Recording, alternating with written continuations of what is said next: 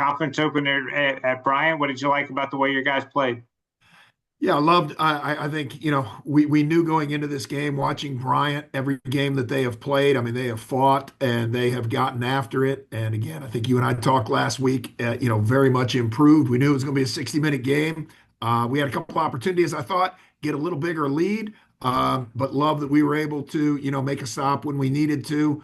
Gave up the touchdown, but then stop the 2-point play. We were able to get in field goal position. Huge interception by Jamez, getting us to the ball back. So I mean, really, really excited. Just our guys fight, our guys non-quit. We had a couple guys out, so to see some other guys step up and make some plays, that was exciting. After that tough loss that you took to Youngstown, how important for you to win a close one like that, especially on the road? Yeah, huge. And to, again, to kind of have similar situations, we had a lead in the fourth quarter. So to be able to keep that lead, not give it up, I thought that was crucial to what we were doing. You know what I mean? And so to see our guys just continue to believe, be excited, have great life, have great energy through the process.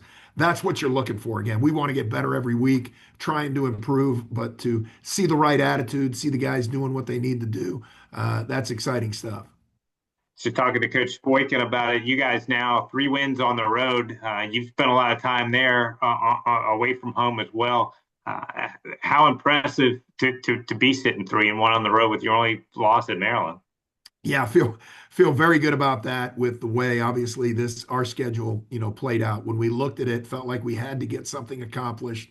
Obviously, going to a couple of short trips, obviously, but then also, Bryant trip's a long trip for us. And to be able to, get up, play a 1 o'clock game, play the way we played, to get out of this. And again, as we sit here today, 3-1 on the road. Now we get a couple of home games, excited about evening up our home record. Offensively, Al Wooten with a big afternoon, 100 yards on 26 carries. His best game of the season for you. Just talk about the performance he had. Yeah, really credit our O line. I thought they did a great job just really staying on blocks. We had watched Bryant against UMass and against New Mexico State. I thought they played them very well. So to see our guys just, be able to stay on the blocks, and then Al, I thought, just found holes, kept churning, used his big body, grinded out yards. I think he had, in there, I mean, his numbers are a little skewed because I think 6 of those are like 3rd and 1 or, goal line type plays where, I mean, he's just getting the 1 yard, getting the first down. So really, I thought did a very nice job on all his other rushes as well. JC Dawes, his third receiving touchdown in 5 games, and even games that he hasn't gotten the touchdowns, he's had some big plays. Just talk about the impact. You've certainly got a deep and experienced group of receivers, but he seems to have become your big play guy. Yeah, and really, it's kind of a little bit by choice. People are taking away John Dunmore. They're finding ways to double team him. They're clouding coverage into the boundary, which is really leaving JC on one, which we love. And our quarterback, I think Andrew's doing a really good job of just seeing the field, seeing who's open, seeing what we can get. And JC's taking full advantage of it. He does a great job with the ball in his hands, and then he does a great job getting, doing a great job getting off of jams and things like that. So excited about how he's playing. 3 times in the red zone, you had to settle for field goals, and Caden Williams ended up with 4 for the day. I'm sure you prefer to have had touchdowns, but how nice is it to have a guy like Caden that you can kind of roll out there and trust that you're going to at least get the 3? Yeah, feel great about him. And obviously, last week he bounced one off the upright from a very difficult angle, inside the 10-yard line.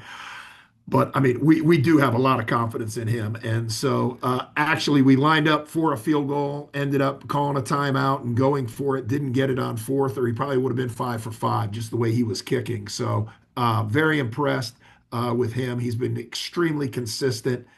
We know, again, we get inside the 30, 35-yard line. We're pretty confident he can put it through. Defensively, you hold Bryant to 9 points through the first 3 quarters of the game. That's a pretty prolific offense with their quarterback and the 2 backs that they have. What were you able to do so well? Yeah, our guys were just swarming very well, and we weren't getting sacks, but I thought we were getting pressure. Credit their QB. I thought he stayed alive. I felt like we should have had 5 or 6 sacks in there, but he did a great job just staying alive, and he just finds ways to extend plays. And he's a little different than some other guys because, he extends plays to throw the ball. Some guys extend play to run. And so he just did a great job back there. But I love the pressure that we were getting. I thought we mixed up the coverages pretty well to create a little bit of conflict. And then we were rallying, running to the ball. And so, you know, 2 drives, I mean, their fourth quarter drives where I think they had the most yards. We had a couple of blown coverages, which we didn't have in the first half, but really liked what we were doing defensively.